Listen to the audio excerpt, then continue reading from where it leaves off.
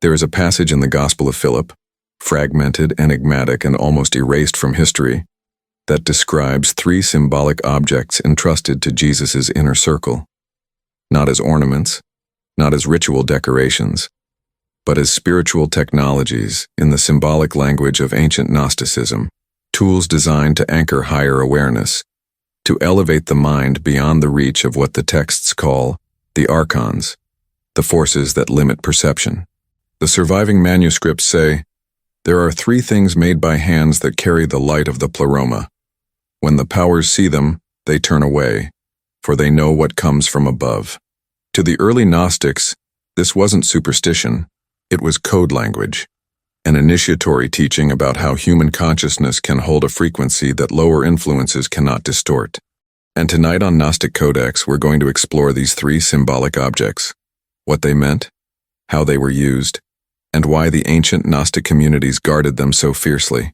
If you feel called to hidden teachings and inner awakening, subscribe to Gnostic CODEX.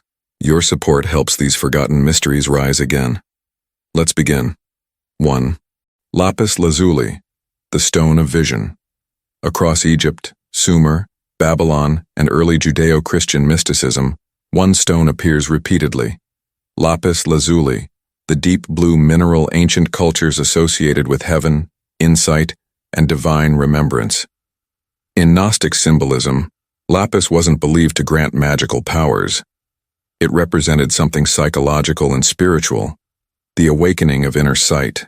In the secret book of John, the divine spark is described as descending like a sapphire flame, a poetic image echoing this same blue stone. To the Gnostics, lapis lazuli symbolized clarity-piercing illusion, intuition rising above confusion. The restoration of the inner eye archons in Gnostic cosmology represent forces, internal and external, that cloud consciousness, generate distraction, and keep the seeker confined to surface reality.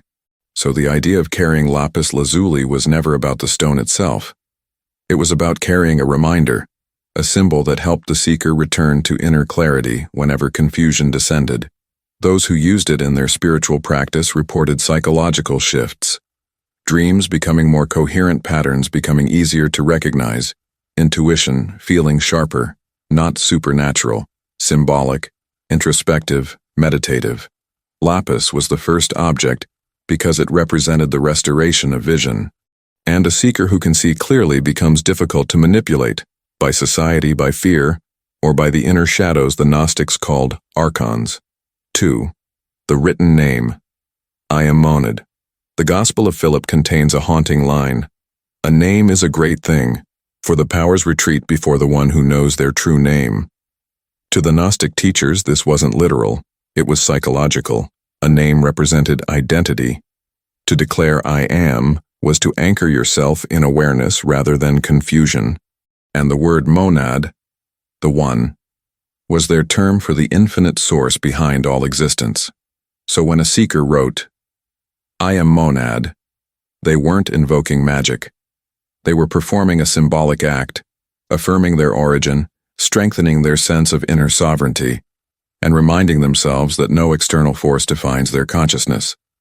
This written phrase functioned as what Jung would later call a psychological container, something that stabilizes the mind during inner conflict.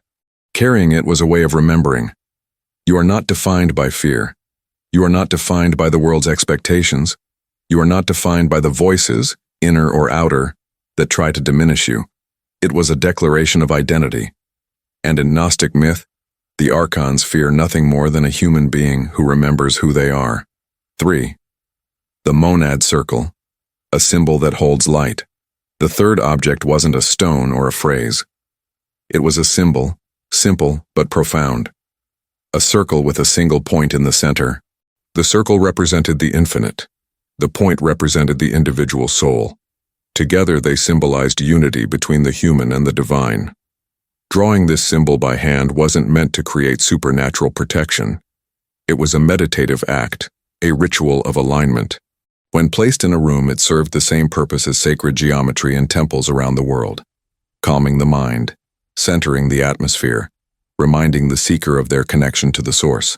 Many who used it in their practice reported that their living space felt lighter, calmer, more ordered, not because a symbol changed the world around them, but because it changed their internal state.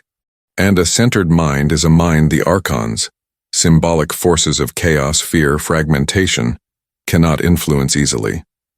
What these three objects really mean here is the truth the Gnostics understood. None of these objects have power by themselves. You are the power.